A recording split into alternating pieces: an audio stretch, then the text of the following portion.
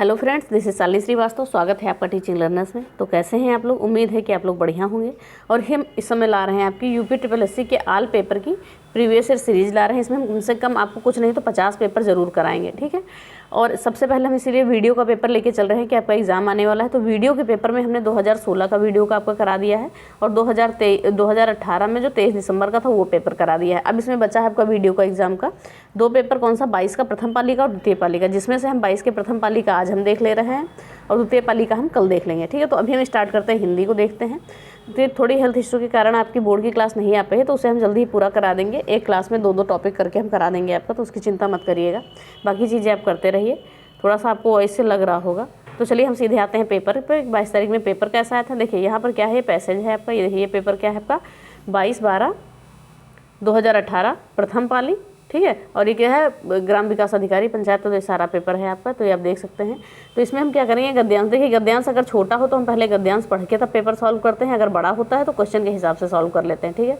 तो पहले हम देख लेते हैं गद्यांश क्या दिया हुआ है। गद्यांश में देखिए, थोड़ा सा छोटा करते हैं इसको, यहाँ रेड पेन लेते हैं। तो क्या दिया है, अपने गद्यांश में पूछे गए प्रश्नों के उत्तर दीजिए। तो ये तो आप जानते ही हैं, ठीक है। तो फिर क्या दिया है कि अपने प्रियजनों से रहित राज्य किस काम का? मनुष्य, प्यारी मनुष्य जाति का सुखी जगत के मंगल का मूल साधन है। बिना उसके सुख के अन्य सारे उपाय निष्फल हैं। धन की पूजा से ऐश्वर्य, तेज, बल और पराक्रम नहीं प्राप्त होने का। चैतन्य आत्मा की पूजा से ही ये पदार्थ प्राप्त होते हैं, ठीक है। उससे ही ये पदार्थ प्राप्त होते हैं। और चैतन्य पूजा से ही मनुष्य का कल्याण हो सकता है। समाज का पालन करने वाली दूध की धारा जब मनुष्य का प्रेममय हृदय, निष्कपट मन और मित्रतापूर्ण नेत्रों से बहकर निकलती है, यानी निकलकर बहती है, तो वही जगत में सुख के खेतों को हरा भरा और प्रफुल्लित करती है। वही उनमें फल भी लगाती है, ठीक है। तो आप देखते हैं हमारे इसमें क्वेश्चन क्या है। तो क्वेश्चन आपका क्या है, क्वेश्चन है कि किससे रहित राज्य किस काम का। तो हम अभी पढ़ के आए हैं कि अपने प्रियजनों से रहित राज्य किस काम का। सबसे पहली लाइन है अपने प्रियजनों से रहित राज्य किस काम का। तो प्रियजन कौन होते हैं? अपने प्रियजन, ठीक है। सी ऑप्शन आपका सही रहेगा। फिर अगला क्वेश्चन है हमारा, जगत का अर्थ क्या होता है। यहाँ पर जगत का अर्थ क्या है? जगत का अर्थ तो ऐसे भी आप जानते हैं, संसार होता है, ठीक है। और बात किया गया है निष्फल का क्या आशय है। निष्फल का क्या आशय है? निष्फल यानी किसी भी चीज़ को हम करें और वो प्रयास हमारा निष्फल रह जाए, यानी कि व्यर्थ रह जाए, तो व्यर्थ हो जाएगा इसका सही ऑप्शन, ठीक है।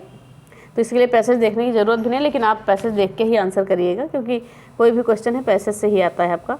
सुख के हरे भरे खेत और प्रफुल्लित करने का अर्थ क्या है? सुख के खेत को हरा भरा और प्रफुल्लित करने का अर्थ क्या है?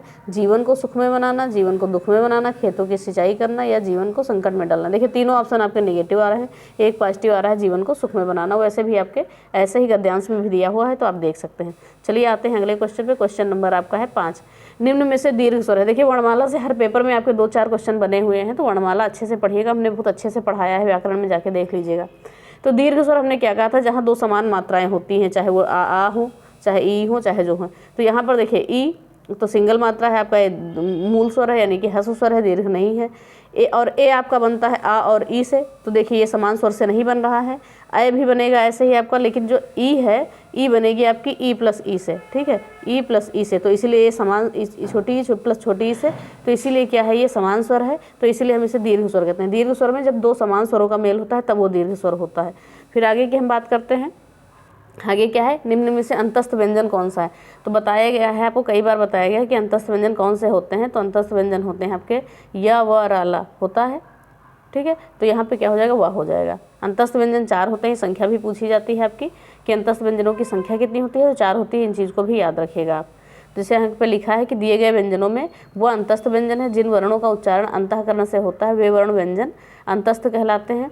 और हिंदी वर्णमाला में या का उच्चारण स्थान क्या है, तालव्य है। देखिए, जैसा कि इन्होंने दिया है, एक सेकेंड इसको इधर खिसका लेते हैं।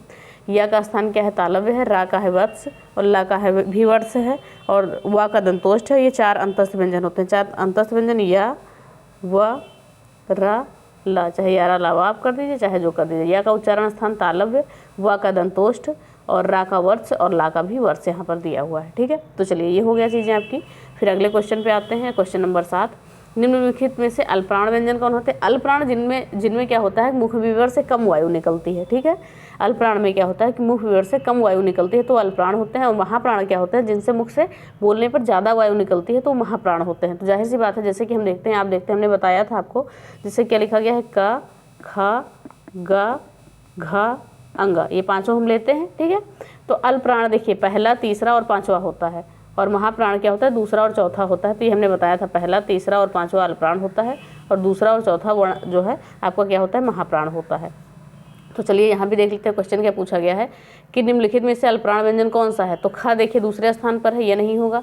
घ चौथे स्थान पर है, ये भी नहीं होगा। ठ दूसरे स्थान पर नहीं है, और इसमें से ग है तीसरे स्थान पर, तो ये होगा। तो देख लेते हैं परिभाषा एक बार कि प्राणत्व के आधार पर मुख्यतः वर्ण कितने प्रकार के होते हैं? 2 प्रकार के होते हैं, एक होता है अल्पप्राण, एक होता है महाप्राण।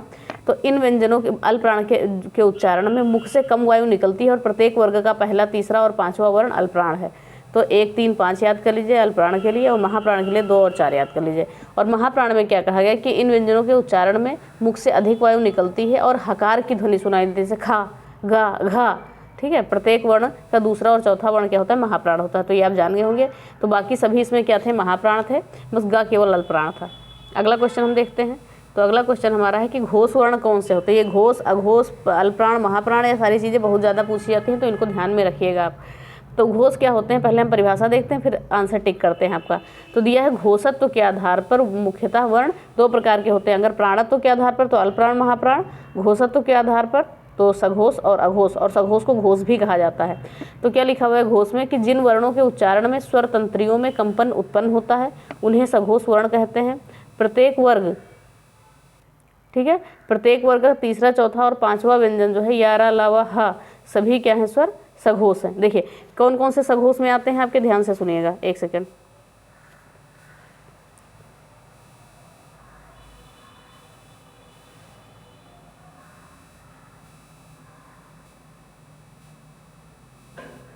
ओके, तो सघोष में आपके कौन कौन से आते हैं? जहाँ से तक बात की गई है, सघोष में आपका जो आता है कि प्रत्येक वर्ग का तीसरा, चौथा और पाँचवा वर्ण आता है, और साथ में क्या आता है आपका, या, रा, ला, वा, हा। देखिए बहुत सारे लोग नोट्स बना रहे होंगे तो वो ये चीज़ें नोट करते रहेगा, और सभी स्वर आ जाते हैं। तो घोष में क्या होते हैं, वर्ण का तीसरा, चौथा, पाँचवा वर्ण, ठीक है, वर्ग का, और या, रा, ला, वा, हा, और सारे स्वर ये क्या आते हैं आपके, सघोष में आते हैं। ठीक है, तो इनको आप देखिएगा, सघोष में आते हैं सारी चीज़ें।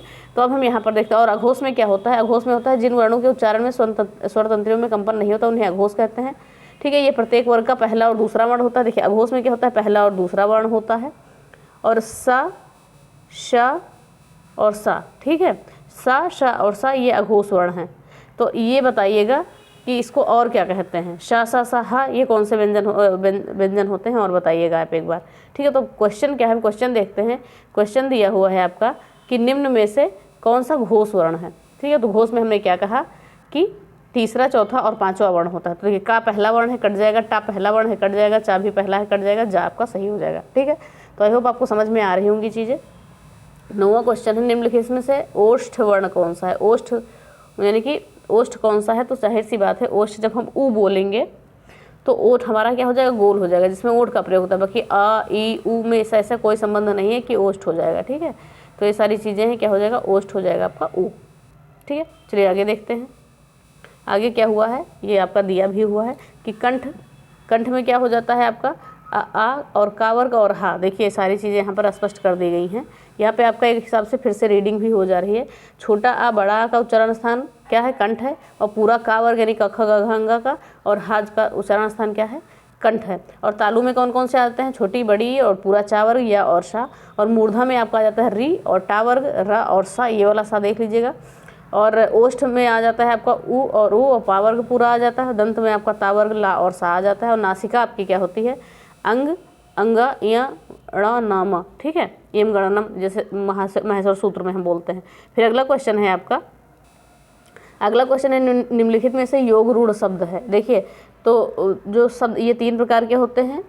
ठीक है, तो इसको आपने पढ़ा होगा, हमने पढ़ाया भी था, यौगिक, रूढ़ और योग रूढ़। ठीक है, तो योग रूढ़ क्या होता है, योग रूढ़ एक हिसाब से हम कह सकते हैं आपका कि बहुब्रीहि समास के समान होता है, ठीक है, बहुब्रीहि समास का। इसमें क्या होता है, जब किसी अन्य, जब कोई वर्ण है जो अन्य अर्थ प्रकट करता है तो वही योग रूढ़ होता है। तो जैसे हमने क्या किया यहाँ पर, देखिए ध्यान से सुनिएगा, देखिएगा कि किसकी बात हो रही है, योग रूढ़ कौन से हैं, तो पीला है या पर है या जलज है या दूध वाला है। देखिए दूध वाला आपका यौगिक हो जाएगा, ठीक है। पर पंख सीधा सीधा अर्थ नहीं कर रहा है, पीला पीला का। और जलज का एक अन्य अर्थ है कि जलज का मतलब क्या होता है, कमल होता है, ठीक है।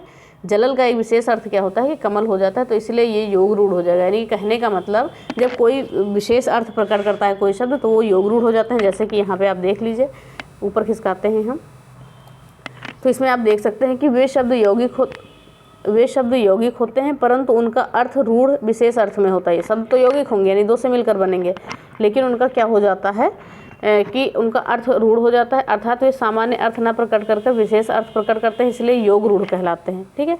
जलद जैसे जल में उत्पन्न होने वाला कमल, लंबोदर लंब है उदर जिसका गणेश जी, नीलकंठ नीला है कंठ जिसका शंकर जी, ठीक है। चलिए अगला क्वेश्चन देखते हैं कि महोत्सव में संधि कौन सी है।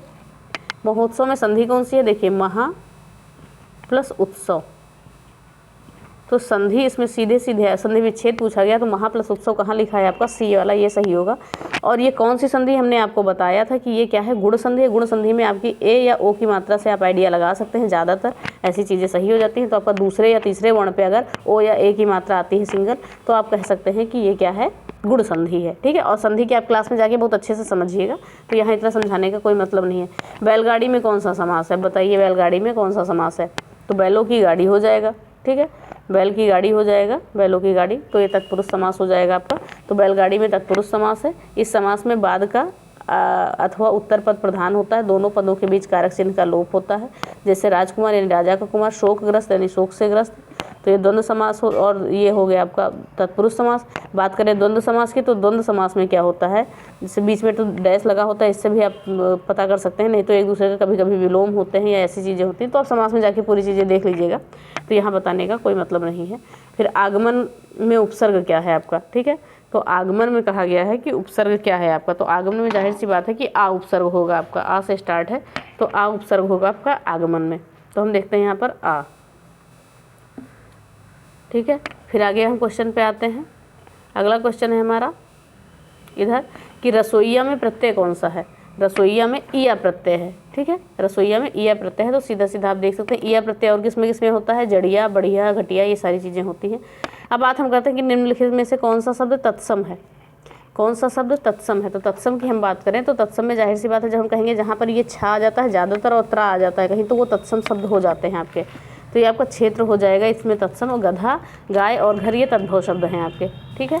और यहाँ पर देख लेते हैं, देखिए गाय का तत्सम क्या होगा, गधा गाय और घर का तद्भव है, और इनका तत्सम होगा, देखिए गधे का क्या हो जाएगा, गर्दभ हो जाएगा तत्सम, गाय का गौ हो जाएगा और घर का गृह हो जाएगा। तो ये चीज़ याद रखेगा। फिर 16 नंबर क्वेश्चन हम आते हैं। इसमें क्या कहा गया है कि निम्नलिखित में से कौन सा तद्भव है, ठीक है, निम्नलिखित में से कौन सा तद्भव है। तो इनको हम देखते हैं, तद्भव क्या है, यौवन, निर्झर, जीव या विज्ञान। तो इसमें जीव जो है, जीव का जिह्वा हो जाएगा तत्सम, और ये क्या हो जाएगा आपका तद्भव हो जाएगा, ठीक है, जिह्वा क्या हो जाएगा तत्सम हो जाएगा और जीव आपका तद्भव हो जाएगा, जैसा कि आप देख रहे हैं। फिर अगला क्वेश्चन है कि निम्न में से कौन सा देशज शब्द है। देशज शब्द क्या हो जाते हैं, जो हमारे देश में जिनकी उत्पत्ति हुई है। तो कौन सा है, गोबर, घोड़ा, हल्दी और कटोरा। तो ये शब्द है कटोरा, ये है देशज शब्द। और अन्य शब्द जैसे तेंदुआ, चिड़िया, कटरा, अंटा, खखरा, ठेठ, ठुमरी और चषक, ये सब क्या हैं, ये सब हमारे देशज ही हैं। लेकिन गोबर, घोड़ा, हल्दी तद्भव शब्द हैं, ठीक है। चलिए आगे देखते हैं। निम्नलिखित में से कौन सा विदेशी शब्द है, कौन सा विदेशी शब्द है। तो दिए गए शब्द में टिकट शब्द विदेशी है, ठीक है, टिकट क्या है, विदेशी है। और बाकी सभी तत्सम हो जाते हैं, मध्य, मयूर और वचन। तो निम्नलिखित में से संज्ञा शब्द कौन सा है, हरा है, सभा है, पतला है, गहरा है, ठीक है। तो यहाँ पर संज्ञा शब्द क्या है, हरा है, क्योंकि समूहवाचक संज्ञा का यहाँ पर बोध हो रहा है। तो इन चीज़ों को आप ध्यान में रखेंगे। फिर 20 नंबर क्वेश्चन है कि निम्न में से सर्वनाम शब्द है, ठीक है। सर्वनाम तो जाहिर सी बात हम जान सकते हैं कि कौन सर्वनाम है, जब किसी संज्ञा के स्थान पर जो शब्द प्रयोग किए जाते हैं उन्हें हम सर्वनाम कहते हैं। और बहुत अच्छे से हमने पढ़ा है सर्वनाम को, तो प्लीज़ जाकर देख लीजिएगा अगर आपको नहीं आ रहा है सर्वनाम तो। और 21 नंबर क्वेश्चन है, निम्नलिखित में से विशेषण शब्द कौन सा है। तो विशेषण जो संज्ञा और सर्वनाम की विशेषता बताते हैं उन्हें क्या कहते हैं, विशेषण कहते हैं। तो यहाँ पर क्या हो जाएगा, उचित। ठीक है, विशेषण क्या हो जाएगा, उचित हो जाएगा। तो दिए गए शब्दों में उचित शब्द गुणवाचक विशेषण है, ठीक है, जबकि लड़कपन, कठोरता, घबराहट शब्द संज्ञा की भाववाचक संज्ञा है। और गुणवाचक विशेषण में अन्य है, नया, पुराना, कपटी, पतला, प्राचीन, ये सारी चीज़ें आ जाएंगी। फिर आगे हम देखते हैं, आगे क्वेश्चन आपका क्या है, निम्नलिखित में से प्रेरणार्थक क्रिया कौन सी है, उठाना, उठना, गिराना, चमकाना, चमकना और देना। तो गिराना, ठीक है, ये प्रेरणार्थक क्रिया। प्रेरणार्थक क्रियाओं में क्या होता है, कार्य किसी दूसरे के माध्यम से कराया जाता है, तो वो प्रेरणार्थक क्रियाएं होती हैं। तो ये सारी चीज़ें हम पढ़ चुके हैं। तो अगर आपको नहीं आती हैं तो प्लीज़ प्लेलिस्ट में जाके देख लीजिएगा, लिंक आपको डिस्क्रिप्शन में मिल जाएगी। और निम्न में से अव्यय है, अव्यय कौन है, उत्तर, जापान, ठीक या कृष्णा। तो ठीक क्या है आपका, अव्यय है। अव्यय भी हमने पढ़ा दिया है, देख लीजिएगा। अव्यय देखो कौन कौन से शब्द होते हैं अव्यय, जब, तब, अभी, इधर, उधर, ठीक, वाह, आह, किंतु, परंतु, ये सभी क्या है, अव्यय है। जबकि ये क्या है, उत्तर, जापान और कृष्णा, ये सारे संज्ञा शब्द हैं। अब बात करते हैं, अगला क्वेश्चन 24 नंबर है कि पक्षी की पर्यायवाची क्या होती है, ठीक है, पक्षी की पर्यायवाची क्या होगी। तो पक्षी का क्या होगा, भूधर, वृंद, मीन और विहग। देखिए विहग होगी पक्षी की पर्यायवाची, मीन हो जाती है मछली की आपकी पर्यायवाची, ठीक है, मीन क्या हो जाती है, मछली की हो जाती है। वृंद आपके समूह की हो जाती है, समूह मतलब वृंद होता है, वृंद समूह का हो जाता है। और भूधर मतलब क्या हो जाता है आपका, पर्वत का, ठीक है, भूधर आपका पर्वत का हो जाता है। तो यहाँ पर पक्षी की पर्यायवाची जो होगी ये विहग होगी। फिर आगे हमारा क्वेश्चन क्या आता है, जटिल का विलोम क्या होगा। तो जटिल का जाहिर सी बात है विलोम क्या होगा आपका, सरल होगा, ठीक है। तो इसमें और भी पढ़ने की ज़रूरत नहीं है। अब देखिए वाक्यांश के लिए एक शब्द किससे भी क्वेश्चन बने हैं कि जो देने योग्य है, तो जो देने योग्य है उसे दे कहते हैं, तो दे पे टिक लगा देते हैं। जो पीने योग्य है उसे पेय कहते हैं, जो गाने योग्य है उसे गेय कहते हैं, और जो दिया जाने योग्य है उसे क्या कहते हैं, दिया जाने वाला है उसे दान कहते हैं। दिन और दीन का सही युग्म क्या है, दिन और दीन का सही युग्म क्या है, इसमें हमें बताना है। तो दिन मतलब क्या होता है, दिवस होता है, और दीन मतलब क्या होता है, गरीब होता है। देखिए कहाँ पर है, तो दिन मतलब दिवस और दीन मतलब गरीब, ठीक है। तो ये चीज़ें हो जाएंगी आपकी। फिर 28 नंबर क्वेश्चन पे हम आते हैं कि निम्नलिखित में से कौन सा शब्द अनेकार्थक है, किसके अनेक अर्थ हैं, ठीक है। तो यहाँ पर बात करते हैं, साहस है, पुस्तक है, बालक है, अंबर। तो यहाँ अंबर अनेकार्थक है, क्योंकि अंबर मतलब क्या होता है, वस्त्र भी होता है, बादल भी होता है, आकाश भी होता है, तो ये अनेकार्थक है आपका। फिर देखते हैं कि निम्न में से कौन सी वर्तनी शुद्ध है, ठीक है, शुद्ध है। तो पूज्य, प्राण, परीक्षा और परीक्षण। तो यहाँ पे जो परीक्षा है ये आपका शुद्ध है, बाकी सभी क्या है, अशुद्ध है। पूज्य नहीं होता है, पूज्य होता है, ठीक है, पूज्य नहीं होता है, पूज्य होता है। तो ये चीज़ देखिए, एक जगह आपका और लिखा रहता है पूजनीय, तो ये पूजनीय आपका गलत होता है, हमेशा सही होता है पूजनीय, ठीक है। तो ये चीज़ें भी आपकी पूछी जाती हैं वर्तनी में, तो इनको ध्यान रखिएगा, ठीक है। चलिए अब हम आगे क्वेश्चन की बात करते हैं। आगे हमारा क्वेश्चन है कि निम्न में से वर्तनी की दृष्टि से अशुद्ध शब्द कौन सा है, प्रादेशिक, माधुर्य, व्याप्त या प्रामाणिक। तो प्रामाणिक नहीं होता है, प्रामाणिक होता है। देख सकते हैं हम क्या है, कौन सा नंबर क्वेश्चन है, 30 नंबर क्वेश्चन है। तो इसमें प्रामाणिक नहीं होता है, प्रामाणिक होता है। तो यहाँ भी बड़ा की मात्रा होगी, ठीक है। तो ये आपका गलत हो जाएगा, अशुद्ध है ये। फिर आगे हम देखते हैं क्वेश्चन हमारा क्या है, 30 हो गया। अब हम 31 पे आते हैं। तो 31 में दिया गया है कारक चिन्ह का परसर्ग, अधिकरण कारक का परसर्ग क्या होता है। देखिए परसर्ग को कारक चिन्ह ही कहते हैं। तो अब वो आपको कारक चिन्ह के नाम से नहीं पूछता है, परसर्ग के नाम से पूछता है। धीरे धीरे चीज़ें अपडेट होती जाती हैं। तो ये क्या हो जाएगा, अधिकरण कारक का परसर्ग क्या होगा, पर, जैसा कि हमने आपको पूरा बताया था, कर्ता ने कर्म को करण से के द्वारा संप्रदान के लिए, अपादान से अलग होने के संबंध में, ठीक है, संबंध में, काकी के रारी रे, अधिकरण में पर, और संबोधन हे अरे है। तो क्या अधिकरण का पूछा था, तो अधिकरण का में और पर होता है। तो ये चीज़ें भी हम पढ़ चुके हैं। तो आप ध्यान से अगर पढ़ रहे हैं तो चीज़ें आपको समझ में आ रही होंगी। निम्नलिखित में से पुल्लिंग शब्द कौन सा है। तो पुल्लिंग या स्त्रीलिंग पता करने के लिए मैंने बताया था कि मेरा या मेरी लगा दीजिए, या अच्छा या अच्छी लगा दीजिए, बस आपको स्पष्ट हो जाएगा। जैसे हमको क्षमा कहना है तो हम कह देंगे मेरी क्षमा, तो स्त्रीलिंग हो गया। मेरी घटना, मेरी रीति, तो मेरा क्षेत्र, ये क्या हो गया आपका, पुल्लिंग हो गया। तो क्षेत्र क्या हो जाएगा, पुल्लिंग हो। तो इसमें आपका कभी भी पुल्लिंग और स्त्रीलिंग गलत ही नहीं होगा। निम्नलिखित में से स्त्रीलिंग कौन सा है। तो फिर से मेरा मेरी लगाते हैं, मेरा दुख, मेरा लेख, मेरा स्पर्श, मेरी गरिमा। तो स्त्रीलिंग क्या हो गई, मेरी गरिमा, ठीक है, गरिमा हो गई। और किसका प्रयोग सदैव बहुवचन में होता है, दर्शन, लता, नारी या गाय। तो देखिए जाहिर सी बात है कि जो लता शब्द, दर्शन शब्द है, दर्शन का हमेशा, चाहे जितने लोग दर्शन करें हम दर्शन ही कहते हैं। अकेले भी भगवान के दर्शन करने जाते हैं तो भी हम कहते हैं दर्शन करके आ गए हैं, और साथ में किसी के जाते हैं तो भी कहते हैं दर्शन करके ही आ गए हैं। तो ये जो है सदैव बहुवचन होता है। तो देखिए सदैव बहुवचन में प्रयोग होता है। तो कुछ चीज़ें और जान लीजिए यहाँ पर।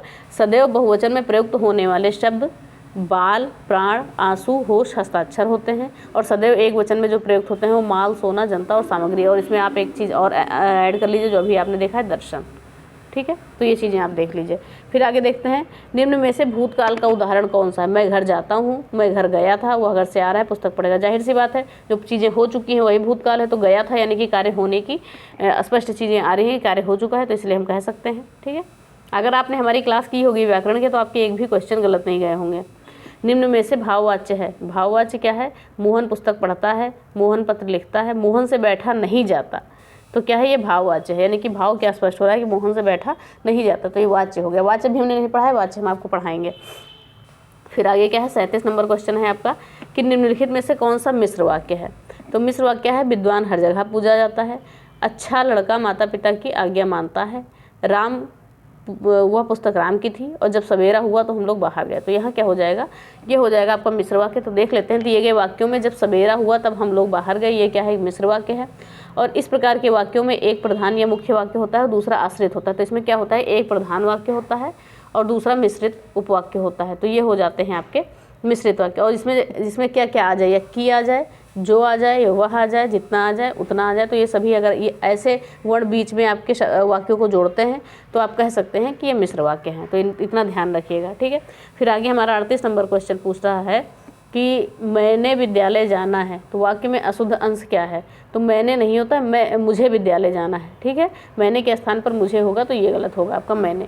फिर दिया प्रश्न चिन्ह कौन सा है। तो जाहिर सी बात है आप जानते हैं प्रश्न चिन्ह ये है, और विराम चिन्हों में हमने इतने अच्छे से स्पष्ट किया है तो वो भी आप जानते होंगे। देख लीजिए एक बार, पूर्ण विराम ऐसे होता है, अर्धविराम आपका ये है, अल्प विराम कॉमा है, प्रश्नवाचक चिन्ह है, उद्धरण चिन्ह है, योजक चिन्ह है, निर्देशक है और लाघव चिन्ह है। तो ये सारे चिन्ह आपको आते हैं। आसमान फट जाना, मुहावरे का अर्थ क्या होता है? तो यानी कि अचानक से कोई आफत आ जाना, तो क्या होता है? आसमान फट जाना। स्वावलंबी होने के लिए सही मुहावरा कौन सा है? पौ बारह होना, पानी फेर देना, पैरों पर खड़ा होना, यानी कि स्वावलंबी होना। ये चीज़ें हो जाती हैं आपकी। चलिए हम और देख लेते हैं। जैसे दिया पौ बारह होना खूब लाभ होना, पानी फेर देना बिगाड़ देना, पैर पर खड़ा होना स्वावलंबी होना, और फूंक फूंक पर पैर रखना, ये सावधानी पूर्वक कार्य करना। ठीक है, फिर अगला क्या है? बोए पेड़ बबूल का तो आम कहाँ से होए। तो कर्म के अनुसार फल नहीं मिलता, जैसा कर्म करोगे वैसा ही फल मिलेगा। तो यही आपको सटीक आंसर मिलता है कि जब आम बबूल का पेड़ बोया है तो आम कहाँ से मिलेगा। फिर क्वेश्चन नंबर 43 है आपका, लाभ ही लाभ। ठीक है, लाभ ही लाभ अर्थ के लिए सही लोकोक्ति है, 5 उंगलियां घी में 5 उंगलियां बराबर नहीं होती, नेकी कर कुएं में डाल, नेकी कर पूछ पूछ।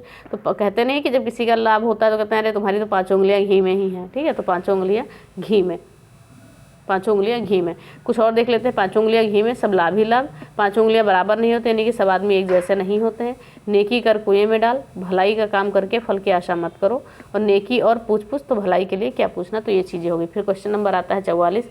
अब दिया देखिए, इसमें अभी तक आपके पत्र लेखन के क्वेश्चन नहीं आए हैं। मूल पाठ की व्याख्या के साथ अनुवाद कहलाता है। तो मूल पाठ की व्याख्या के साथ जो अनुवाद होता है वो व्याख्यानुवाद कहलाता है। तो ये आपका हो जाएगा। ब्रज हिंदी की किस उपभाषा के अंतर्गत आता है। तो ये बोलियां भी हम आपको पढ़ाएंगे, अभी हमने नहीं पढ़ाया है। ब्रज जो है हिंदी की पश्चिमी हिंदी के अंतर्गत आएगा। जैसा कि हमने जब आपने यूपी स्पेशल में देखा होगा तो जो ब्रज का क्षेत्र था वो पश्चिमी क्षेत्र था, तो हमने बताया था कि ये पश्चिम साइड में है। अब देख लीजिए, कुछ बोलियां दी हुई हैं तो उनको भी देख लीजिए। राजस्थानी में कौन कौन सी आ जाती है आपकी? मारवाड़ी, जयपुरी, ढूंढाड़ी, मेवाती और मालवी। ये वैसे एक वीडियो में हमने बता भी दिया है, तो आप जाके देख सकते हैं, पहले जो हमने भाषा पढ़ाया था। और पश्चिमी हिंदी में कौरवी, खड़ी बोली, हरियाणवी, बांगरू, ब्रजभाषा, बुंदेली, कन्नौजी। और पूर्वी हिंदी में अवधी, बघेली, छत्तीसगढ़ी, बिहारी में भोजपुरी, मगही, मैथिली, और पहाड़ी में कमाऊनी, गढ़वाली। तो ये सारी बोलियाँ आ जाती हैं, तो इनको ध्यान में रखिएगा। फिर अगला क्वेश्चन देखिए, हाँ ये अब आपका आ गया। ये क्वेश्चन ये भी मुझे कराना है टॉपिक आपको कि अंग्रेजी शब्द, हिंदी शब्द, ये सारी चीज़ें हैं। तो दिया है अमेंडमेंट। अमेंडमेंट का सही हिंदी अनुवाद क्या होता है? तो इसका सही हिंदी अनुवाद होगा संशोधन। अमेंडमेंट का क्या होता है? संशोधन। आप अनुमान लगा सकते हैं कि कॉन्स्टिट्यूशन अमेंडमेंट जो होता है तो उसे हम संविधान संशोधन कहते हैं, तो ऐसे कन्फ्यूज मत होइएगा। तो देखिए कुछ चीज़ें हैं जहाँ की यहाँ पे मीनिंग पूछा जाता है। जैसे शोधन, शोधन की मीनिंग क्या है? क्लियरिंग या रिफाइनमेंट। और संशोधन का अमेंडमेंट हो जाता है, प्रशोधन का हो जाता है एवैक्यूएशन, और समावेशन का हो जाता है इंक्लूजन। ठीक है, तो ये सारी चीज़ें हो गई। फिर सूरसागर के रचयिता कौन है? सारी चीज़ें आपको बता दी गई हैं। सूरसागर के रचयिता कौन है? सूरदास जी हैं। सूरसारावली, साहित्य लहरी, भ्रमर गीत। ठीक है, देखिए साहित्य के भी क्वेश्चन हैं इसमें से रीतिकाल के कवि कौन है? आपने पढ़ा है, बहुत अच्छे से पढ़ा है, रीतिकाल के कवि कौन है? तो रीतिकाल के कवि बिहारी आते हैं, मुख्य रूप से बिहारी ही आते हैं। और इस काल के प्रमुख कवि कौन है? बिहारी है, भूषण है, घनानंद है, भिखारीदास है, मतीराम है, चिंतामणि है, दलपत राय हैं। तो ऐसे भी क्वेश्चन आपके बन जाते हैं। जबकि ये जयशंकर प्रसाद, सूर्यकांत त्रिपाठी निराला और सुमित्रा नंदन पत्र ये छायावाद के स्तंभ हैं। इसमें महादेवी वर्मा को भी ले लीजिए, ठीक है। तो ये छायावादी जो है युग है उसके स्तंभ हैं। उसने कहा था कहानी के लेखक कौन है? तो उसने कहा था कहानी के लेखक कौन है? तो उसने कहा था कहानी के लेखक हैं चंद्रधर शर्मा गुलेरी, ठीक है, चंद्रधर शर्मा गुलेरी। तो याद रखिएगा इसको। फिर आगे हम देखते हैं क्वेश्चन हमारा क्या है। कुछ चीज़ें और देख लीजिए। किशोरी लाल गोस्वामी की रचनाएं कौन सी है? त्रिवेणी है, लवंग है, लता है, रजिया बेगम है, गुलबहार है। चंद्रधर शर्मा गुलेरी की रचनाएं कौन सी है? उसने कहा था, बुद्धू का कांटा आदि। और प्रेमचंद के मोस्ट इंपॉर्टेंट है ये शतरंज के खिलाड़ी, सवा शेर गेहूँ, सदगति, शांति, कफन और बहुत सारी रचनाएं हैं प्रेमचंद की। और भगवान दास की क्या है? सिला हुआ आदमी, सूर्यास्त से पहले, लक्ष्मण रेखा और सीढ़ियाँ। तो ये सारी किसकी हो गई? ये भगवान दास की। फिर आगे पूछा जाता है उर्वशी किसकी रचना है? तो उर्वशी किसकी रचना है? दिनकर जी की रचना है, ठीक है। उर्वशी किसकी है? रामधारी सिंह दिनकर की रचना है। अब देख लेते हैं सबसे पहले जयशंकर प्रसाद ने क्या क्या लिखा है। कामायनी, ध्रुव स्वामिनी, कंकाल, आंसू, तितली, चंद्रगुप्त, ठीक है। और मैथिली शरण की रचना कौन कौन सी है? साकेत, यशोधरा, जयद्रथ वध, पंचवटी, भारत भारती। इसमें सारी रचनाएं आप पढ़ चुके हैं, हमने पढ़ाया है। फिर बात करेंगे रामधारी सिंह दिनकर की कौन सी है? रेणुका, हुंकार, उर्वशी, रश्मिरथी आदि। और महादेवी वर्मा की है यामा, नीरजा, दीपशिखा। तो ये हो गए आपके 50 क्वेश्चन हिंदी के, ठीक है। तो यहाँ आपका हिंदी का पार्ट ये खत्म होता है और शाम तक आपको रीजनिंग और जीएस का भी पार्ट मिल जाएगा, ठीक है। तो ये आपके हो जाएंगे, वीडियो का आपका चौथा पेपर हो जाएगा और एक पेपर वीडियो का और बचेगा। फिर हम सीक्वेंस में जितने भी एग्जाम हुए हैं उस हिसाब से हम चल देंगे। तो वीडियो आपको पसंद आई होगी। अगर पसंद आई होगी तो वीडियो को प्लीज़ लाइक करिएगा, शेयर करिए और चैनल को सब्सक्राइब करें। और साथ ही बेल आइकन दबाना ना भूलें कि आपको नोटिफिकेशन चैनल के यहाँ से मिलती है। और लगे रहें, हमेशा तैयारी करते रहें पढ़ाई में। तो चलिए इसी के साथ वीडियो ख़त्म करते हैं। धन्यवाद, जय हिंद और मिलते हैं शाम को दोनों पार्ट के साथ।